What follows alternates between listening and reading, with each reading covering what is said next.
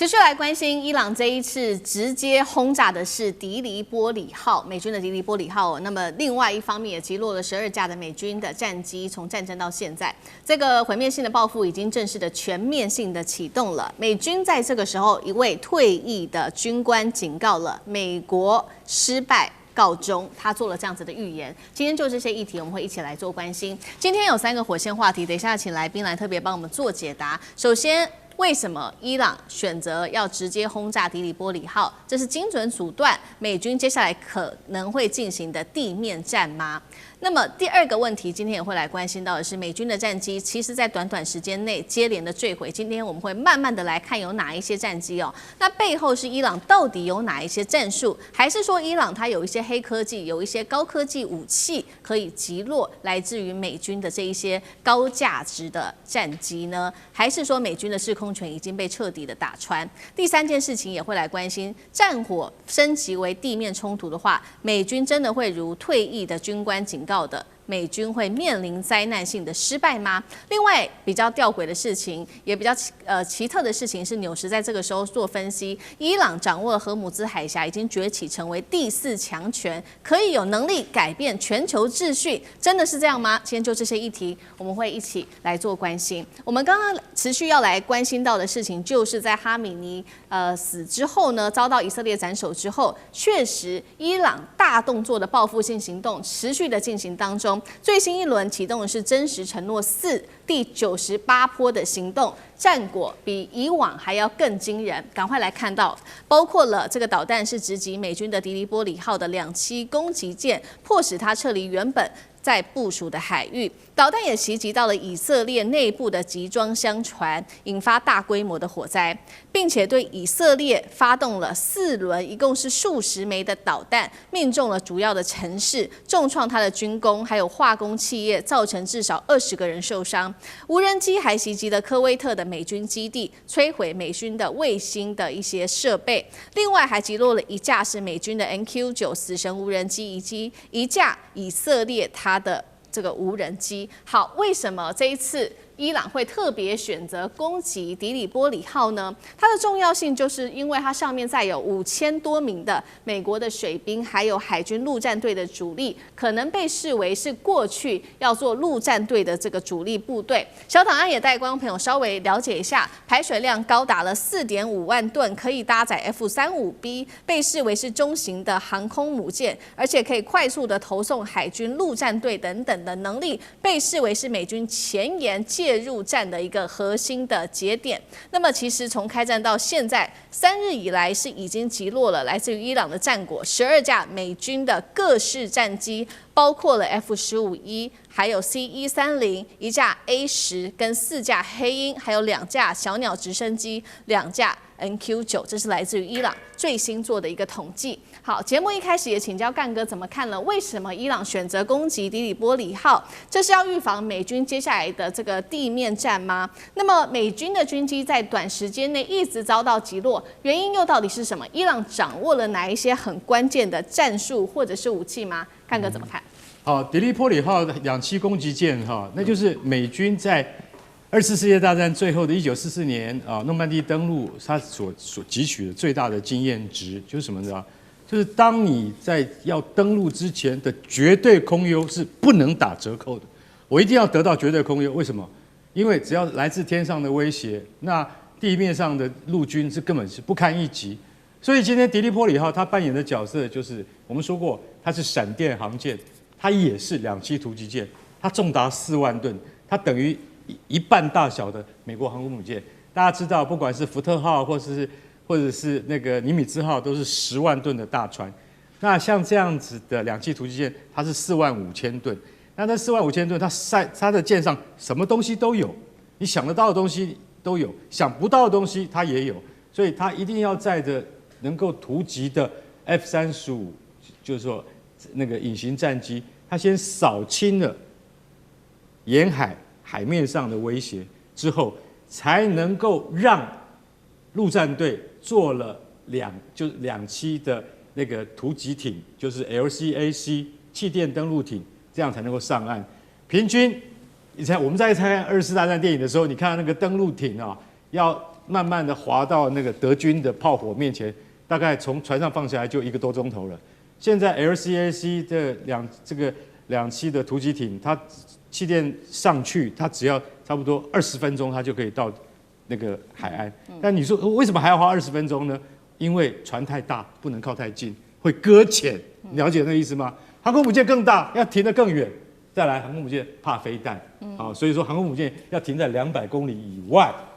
要在射程之外，免得被革命衛隊給打中。那這次迪利波里號，它自己本身不但有 F-35，它還有登陸艇，它還有海軍陸戰隊。通常在介入像那個你說你要奪哈爾格爾島像這樣子的目標的話，5000名陸戰隊已經綽綽有餘了。可是問題在於什麼？《紐約時報》所報道的這一位這個退役的軍官，他是一個中尉軍官，他從美國特戰部隊退伍。他說：“你現在如果不派地面部隊的話，我不知道美軍的戰略意義跟戰術目的是什麼。”沒有錯，他講的非常有道理。我們也在節目裡面講過很多次了。如果美軍的地面部隊不介入的話，那你整個荷姆茲海峽你也拿不回來，那你將來在國際上的定位就會慢慢被別人恥笑。為什麼？因為人家會覺得說，川普你講了半天，結果你還是沒有真的打，你也沒有拿下這個所謂的荷姆茲海峽的控制權。那這樣子的話，盟邦已經看你快要破了手腳了，結果你現在還真的沒有這樣做的話，坦白講，這一場行動到最後會以失敗或是不體面的撤退告終的話，那對於你將來的選舉就有很大很大的影響。再來講到說，那到底伊朗怎麼可能在短短不到1個禮拜之內擊落了12架美軍的戰機？其實有一些是因為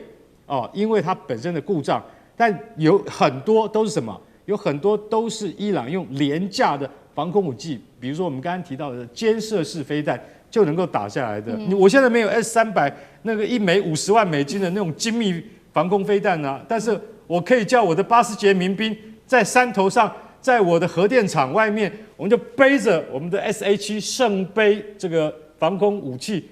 這一枚飛彈長1.8公尺，很小一枚，然後重量呢1個兵就可以載得動，跑來跑去，只要你飛到它射程範圍之內，它就可以把你打下來。甚至你要注意，伊朗革命衛隊可能還有潛藏着更精密的飛彈，只是還沒有拿出來用而已，就等着你的登陸部隊入侵，他才會拿出來用。所以這個軍官他的擔憂不是沒有道理的。好，那同樣的問題，尚志哥又怎麼看呢？其實有關於這個迪利波里號，當然伊朗就是說他們攻擊了，但是呢，隔天美國的這個中央司令部就立刻說没有任何的部分的攻擊。我覺得迪利波里號到底有沒有被攻擊，還是蠻重要的。首先，它船上部分有2000多名，將近2500名的這個特種部隊在上面。如果真的被打到了，而且死了若干人，這真的就是宣戰嘞。就是說，我們現在看美國要不要地面部隊進去，這個當然是一個很重要的決定。可是，如果現在伊朗實質就把美國2000多個士兵打死，這個也是很恐怖的。這也是另外一個，就大家就撕破臉了。所以我認為這次我們在看到這個消息的時候，我個人還是比較傾向於是美國方面的，因為不可能會信他，但是當然會逼退你，給你一些威脅，希望你不要靠近，這是一定会有的。而且现在除了这个迪利波里号，还有另外一艘全狮号，上面也有2500名。所以我看我们这几艘船舰可不是一般我们看美軍的船艦被攻擊，因為上面有那麼多的特種部隊。那麼這兩期的特種部隊的時候，一旦有比較大幅度的人命傷亡，這真的就是對美國全面性的宣戰。所以這裡頭大家還是要特別關注這個部分的這個拿捏。我認為伊朗也不會那麼笨啊，哈。所以現在我們來看到的部分，主要還是在現在有關於已經確實是美軍方面已經集結了。到底要不要拿下整個在紅海地區的一些島嶼？到底要不要地面部隊這件事情？除了現在美軍集結，我看現在全世界在討論的部分，還是在於美國真的要發動，當然他們有那個實力，但是真正打起來，大家現在盤點的不是你要有1萬、2萬特種部隊，5萬的美軍是不是都下去到伊朗的國土？主要還有補給的問題。最近大家開始在盤點美國，因為現在看起來幾次這個川普一副就說真的要打了，而且感覺川普現在如果沒有某一個勝利的話，他真的很沒有面子哦。再加上現在美國五角大廈有這麼關鍵的幾個軍事的人士都被撤換，所以看起來是疑似還是真的會往下打。所以大家就覺得好像往下打的時候，所以開始認真盤點整個美軍當中如果往下打。要知道，因為美國畢竟還是在遠方，所以他們畢竟還是得靠所謂的包括有美軍基地的確實持續的補給，而且要考慮到他們一旦有任何可能，因為伊朗能夠攻下來，我們看烏克蘭戰爭一樣，在烏東地區，你終究還要攻下一些所謂的這個前進的陣地。重要的要塞拿下來之後，你才能不斷的鋪開。你拿下來的時候，這個地方固穩了，繼續補給。現在真的，伊朗在整個波灣沿海地區，包括荷姆斯海沿海地區，這個部分真的很少，就有幾個點你攻下來，裡面是空空如也。你在美軍在那邊也會餓肚子。所以現在看起來，伊朗也有很多的不是都能打，迪利波里不是都能打。美國要真的要去打，要去盘算後面的補給，仔細算，大家都還沒有準備好。好，所以這場仗到現在這麼久的時間，川普看起来恐怕還是会持續的、繼續的調派更多的軍力。不過此刻呢，這位是美軍的退役軍官了，他出來做了一個示警，他是安東尼。阿奎勒他說，這一場戰爭其實一開始就是戰略性失敗，而且呢，你接下來如果真的發動所謂的地面戰，美軍會面臨災難性的損失。不過在這個時候，《紐約時報》也做了一個分析，他認為說，荷姆茲海峽控制數個月的時間，甚至數年，就會重塑全球的秩序，是對美國不利的。他認為伊朗正在迅速崛起，成為第4強權。大使同意這樣的說法嗎？第4強權有一點誇張，因為伊朗本來的軍力全球排名第17，他並沒有他的軍力增加，而且他軍力是退後，而且他這次被打得蠻慘的，只是說這個國家很耐扛，很耐打，而且意志力堅強，他可以說他的精神戰力超過他實質戰力，是對，所以他沒有大規模啊，就是說侵略或者入侵別國的能力。倒是說，美國以這種超級強權、1年上兆美元軍費的國家，他因為不敢使用地面部隊，所以呢，就看起來對於伊朗這個國家好像是束手無策。那伊朗再加上他過去10年他的戰略發展方向，我認為是蠻聰明的。他事實上要建立強大的空軍，可能跟美國還是有很大的差別。那麼他建立強大的海軍，對他來講，可能也是幾天之內通通被打光。所以他的重點就在導彈，重點就在無人機。那這2項武器就讓他能夠今天啊，一個成本沒有那麼高，第二個呢，他隱蔽的方式，他的這個機動性高，隱蔽能力強。因為伊朗到處是崇山峻嶺，這一次美軍就在思算在伊朗的這個導彈摸不清楚到底還剩下多少顆，俄羅斯說還有3000多顆了，對，美國也有說還有1/2，都搞不清楚，所以就變成他其實是戰略上是很聰明的，他發明這2個武器。那我們一直會說伊朗的飛機怎麼爛成這樣子，防空武器也爛，可是他現在打仗他就靠這2個。另外他手上一個沒有錯，他這個就是說荷姆斯海峽，這荷姆斯海峽事實上真的是易守難攻，易守難攻。那美國為什麼現在川普卡在這個地方？你今天說實話，你不敢去攻這些荷姆斯海峽，在那邊把你的大量人力你現在迪利波里號，你上面3500名陸戰隊，你去攻啊，不見得打不下來啊，對，你去攻，可是問題可能你有一半會傷亡，有一半可能有上千個在那個浮屍飄在那個波斯灣上面去為啥川普承受不起啊？因為美國老百姓會說，有這個必要嗎？我們跟他有深仇大恨嗎？本來不是還可以過嗎？為什麼要死了那麼多人，也沒打下來？然後呢，你要去炸他的油田呢？說實話，你要把荷姆斯海峽變成一個沒有用的海峽的話，你就是把波斯灣裡面的油田跟它的天然气通通把它毀掉，荷姆斯海峽就沒有必要了。那可是問題，你把它都打掉以後，你美國也受不了。對，那其他国家也怪你啊，歐洲現在怕得要死啊。那還有這些川普最近在罵的日本、韓國，英國通通罵，人家為什麼不跟你美國站在一邊？就是怕斷油斷氣嘛，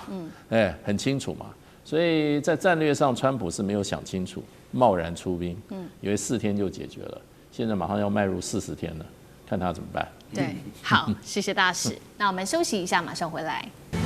緣政治、美中之爭、戰略價值、強權崛起、小國生存，